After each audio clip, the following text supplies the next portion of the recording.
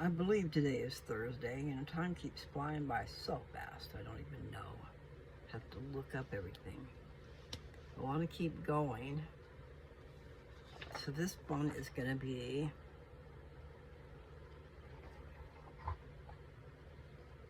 okay. I was going to read it before and I never did, so I'm getting a little confused. I'm going to still read it just in case. Okay, this is called Appreciation of Blessings. A person who has so much to be thankful for and only can see what he doesn't get and is sad over, God will probably take away those blessings he already gave due to ungratefulness. The end result, hoping for appreciation of what is given. God is our parent. He gives and gives to us, but we only want more and more. Satisfaction is a hard goal to achieve. I'm just talking of our blessings such as health, intellect, capabilities of doing and achieving, just having the opportunity to come to earth and to be given the same chance as he had to achieve his Father's glory. God our Father and Mother have parents, which are gods also. I believe so anyway. He got his training from somewhere. Okay. As a parent myself, I know how much I try to please my child, but it is never enough. After a while, you must give them appreciation for things they receive. To gain appreciation, we must go without for a season, or experience the opposite of. I know that I get frustrated. I can only do so much. It is never enough. It is human nature to be selfish, etc. Sharing of yourself with others brings such joy. To appreciate joy, you must have felt sorrow. Sometimes the suffering must last a long time, because when things are going good, we tend to forget how bad it was or could be. Look at the Egyptians and the house of Israel. Moses freed them from bondage. Life was horrible for them as slaves, but they quickly forgot and didn't appreciate their freedom.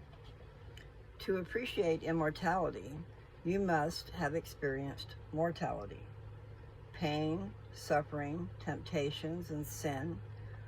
Do we appreciate what we have learned? It is difficult to go through the learning process.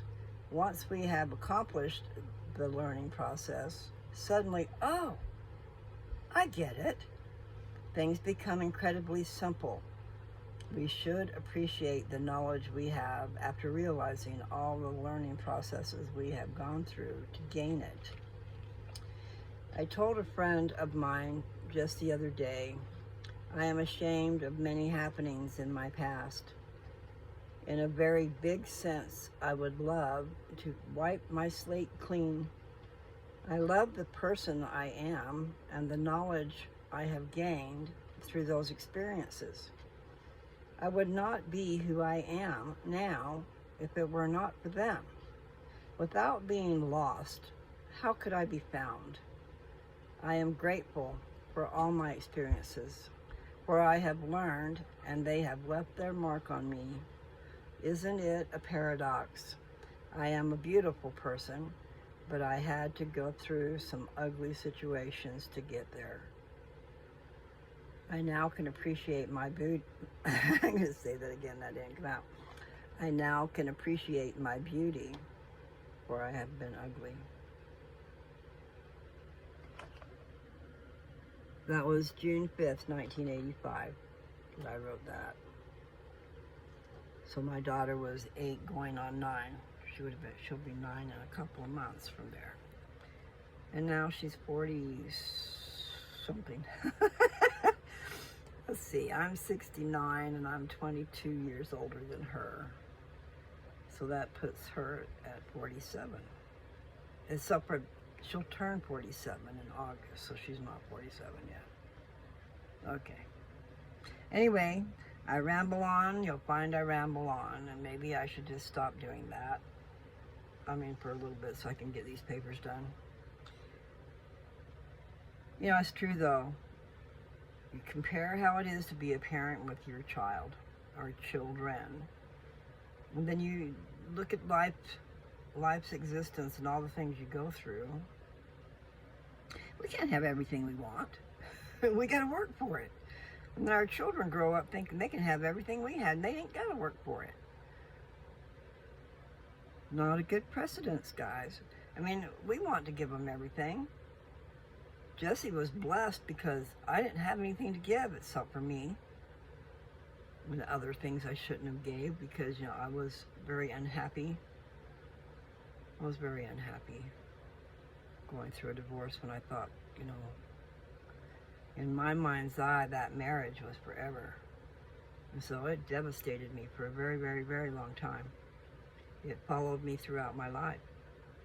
But no longer. I don't have that problem anymore, thank God. But nevertheless, it did affect me. And it affected how I was as a mother, too. And then also it affected the fact that I didn't want to get... I got married one more time, okay? But after that second marriage, I said, not for me. And then after 22 years of being single, I went up and got married like a nut. And I did it fast. I mean, I was very, I don't know the right word, reckless anyway. I should have never done that. It's been an adventure, and I'll leave it at that. But you know, we were together at least 17 years this October, and I really never saw my family hardly much at all during that time. So I lost a lot of years with my family. And those things you can't get back, guys. So work on it. Work on your families and stay close and try to be nice. Play nice. I love you guys, okay? I just want to share my stuff. So, please subscribe, hit that bell, share my stuff with your family and friends. And I've been told that I really need to mention that I have a Cash App. So, Cash App is $, and then all little letters, Lose Touch. No apostrophe. Just Lose Touch all together. I'm very lucky, you know, when my daughter was young and I was a single mom and I was trying to come up with ways to make money to subsidize working part-time because I didn't want to be gone all the time. I mean, the whole point in having children is I wanted to be home. And I didn't find out I wasn't going to be able to do that until, well, I was 8.5 months pregnant when I found out I was getting divorced. Found out my husband had a significant other from work who already had 2 children, and I was fixing to have his baby. Yeah, he made a good choice, didn't he? Anyway, I'm not going to talk about that. The point is, life goes on, and it probably wasn't supposed to be in the first place, but I sure clung to it like a nut. But anyway, I was talking about where I am now. Life is just beginning once again, okay? But it's okay because I'm glad. Things are going to be great in the future. So, let's don't dwell on all the negative that's all out there everywhere. I mean, it drives me insane, but we do need to know about it. And prepare. I'm not prepared for anything. The only way you're going to be prepared for the second coming,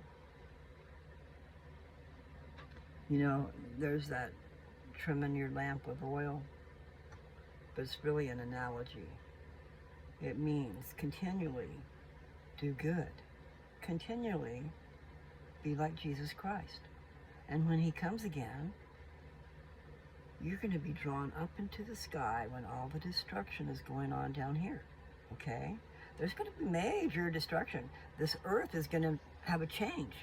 I mean, we're supposed to end up with, like, flat land, no mountains, the water is supposed to all go together on one side and land on the other. And I don't know how it's all going to work, but it is in the prophecies. Something to think about. All I know is I don't want to be down here when the earth is changing that much drastic. Oh man. So picture it. God, Jesus Christ is coming in the air with all his massive angels. And at the same time, we're going to be lifted up, okay? We're going to be lifted up if we're worthy and if we can withstand his glory. Otherwise you might be burned to stubble because his glory is going to burn this earth. I think I'm just figuring that out, but it's true. I read about the fact that you need to be able to withstand his glory. It's kind of like the same thing where you can't look at God in the eye and again stay in his body because you would disintegrate or whatever. But you're transfigured, basically. You cannot look at God in the eye unless you go through something. Anyway, it doesn't matter. The point is, I forget the point. I do get distracted. So, just live life, be happy, be nice, be lovely. Lovely is a good word. Be lovely to each other. Be kind. And remember to love, especially your family. The ones you have created, your children, they are the ones who deserve the most. And they usually get the least. Because we're so busy doing everything else and pleasing everybody else that we forget our children. I'm ranting, so I'm going to stop. You already got that point. Have a great day, okay? If you have comments, comments are welcome as long as you're nice. And I know I'm silly, okay? And I know everybody has an opinion. I'm just trying to share mine. I feel pretty strong about my opinion, too. I'm sure you've noticed that. I had a guy tell me once, you speak with authority. I didn't know what he meant at the time, but he's right. When you know something and you're telling it, you're confident about it because you know. It's not like you're guessing, okay? God is real. And Satan is not all that. In fact, Satan is a liar. He will charm your pants off and get you in there to do his bidding, and then he's going to throw you away like trash. So you remember that too. And remember how people treat you. You can tell. You can observe how people treat you and how they treat other people, and you will know who they are. It's all over our face. It's all over our actions who we are. And I'm supposed to get off of here, so just remember, God loves you. No matter what station of life you're in, and even if you're in the damn gutter, he loves you and he wants you out of that gutter, okay? He wants you to experience the life you're supposed to. Do what you can to improve. And like I said before, if you need help spiritually and you're looking for God, the Church of Jesus Christ of Latter-day Saints. It's online. All you got to do is put in lds.org or probably Mormon something. I don't know. There's a ton of stuff. Just remember, there are people out there hating the Mormon church. So when you're reading stuff, make sure you're reading the right stuff. Okay? Don't get caught up in that crap that other people are saying. They don't know. They don't know. And people talk and say things that they don't know anything about. They assume they do, but they don't. There's a whole lot more to every story than is ever given. I love Joseph Smith. He was wonderful. He sacrificed his life. He brought the gospel back to the earth. Jesus Christ and God and all the apostles and prophets that have written through the ages that had special keys, they all came to Joseph Smith and gave him the keys. All the keys to the priesthood were restored to the earth through Joseph Smith. He got that book translated and printed, and I mean, they went through all kinds of hell. I think they even had 2 temples built by the time he got killed. Or the first one was built and they were run off, and they were in the middle of building the second one, I believe, the Nauvoo Temple. Beautiful. I haven't been there. I had the opportunity, but I was too busy being loyal to my job. What a dummy, because I quit soon thereafter. I should have just went on that trip with my family. Nevertheless, if you get a chance to go, the Nauvoo Temple is pretty wonderful.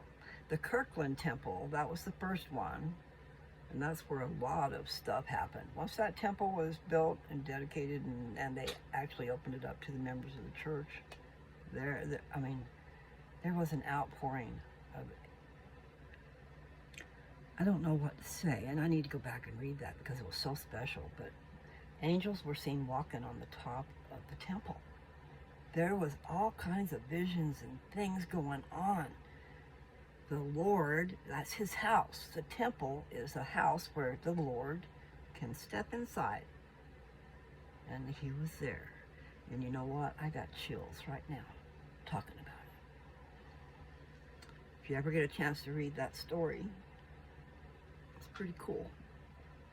But they went through hell. And I mean literally went through hell to bring us, the church, back on the earth. And it's here. And it's for you. It's for everybody. All you got to do is look them up and find out when they're meeting and talk to the bishop, talk to a member of the church, whatever. Make sure you're talking to someone good. If they say bad things about the church, then they're not the ones you need to listen to. Because there are people against the church, totally. Because the devil is against the church. The adversary. And he will do his best to keep you away. And he'll do his best to keep you lost in the dark in your dreary little life when you could have such a wonderful, beautiful life, even if you're not in the best of places. Find the church.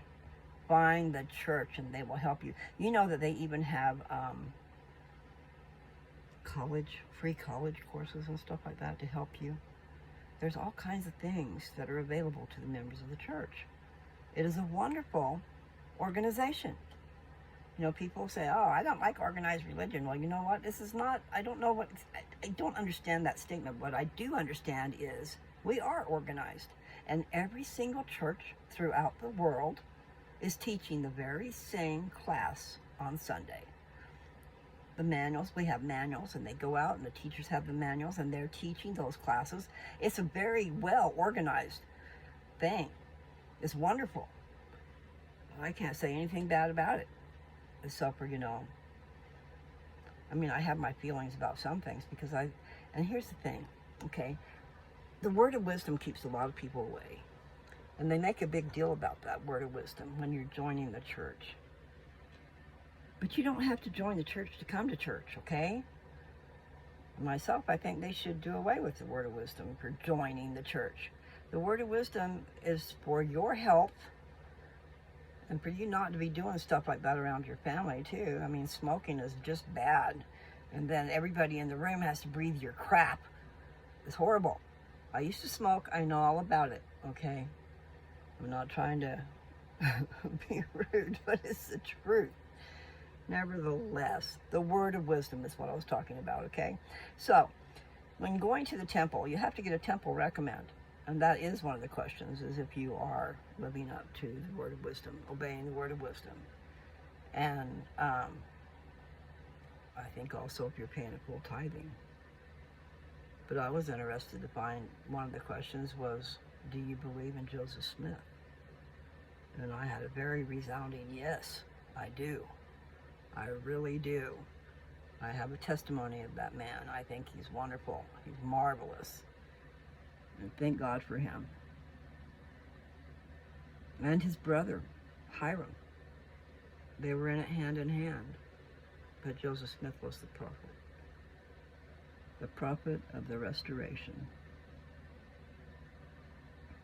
Okay. Again, I love you guys, and I am going to say goodbye because I'm 20 minutes in already. Thanks for listening. Thanks for sharing. Believe that I am, and also you can be. Okay?